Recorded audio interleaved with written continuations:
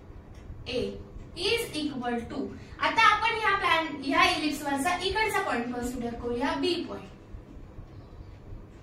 त्याचं हे जे डिस्टन्स असेल F1B प्लस F2B, हे जे डिस्टन्स असेल हे काय असणार आहे, इक्वल डिस्टन्स असणार आहे. आपण इलिप्स वरचा कुठलाही पॉइंट कन्सिडर केला त्या पॉइंटची सम घेतली आपण फोकस पासून, तर ते डिस्टन्स कसं असणार आहे, इक्वल डिस्टन्स असणार आहे. ते काय आहे, एक स्पेशल कॅरेक्टरिस्टिक्स आहे कशाची, तर इलिप्सची. Now we have to discuss the Kepler's law. What is the Kepler's first law? Kepler's first law is the orbit of a planet is an ellipse with the sun at one of the foci. म्हणजे आपल्याला माहिती जे planet आहे ते planetary motion मध्ये movement करतात. Planetary motion म्हणजेच काय असतात, ते इलिप्टिकल ऑर्बिट मध्ये मूव्ह करतात. इलिप्टिकल ऑर्बिट मध्ये मूव्ह करत असताना सन जो आहे, आपल्याला माहिती सगळे प्लॅनेट सनच्या अराउंड रोटेट करतात. सो इलिप्स मधला एका फोकसला, आयदर तो F1 असू शकतो किंवा F2 असू शकतो, त्या एका फोकसला काय असणार आहे, सन असणार आहे. तर this is the first law of Kepler's. Next is the Kepler's second law. Kepler's second law said that the line joining the planet and sun sweeps equal areas in equal interval of time. आता आपण काय करूया, एक elliptical orbit consider करूया. Okay, इथे सन आहे आणि इथे एक प्लॅनेट आहे. याला मी काय देते, नेम ए देते. ह्या पॉइंटला ए नेम दिलेला आहे. ह्या प्लॅनेटने काय केलं, बी पर्यंतचा डिस्टन्स कव्हर केलेला आहे एका स्पेसिफिक टाइम मध्ये. आता हा जो एरिया त्याने कव्हर केलेला आहे एका स्पेसिफिक टाइम मध्ये, थोड्या वेळानंतर हा जो प्लॅनेट आहे तो इथे आला, सी डी. त्याने इतकं डिस्टन्स कव्हर केलं. आता सन पासूनच हे जे डिस्टन्स आहे, हा जो एरिया आहे, त्याने इतका एरिया कव्हर केला.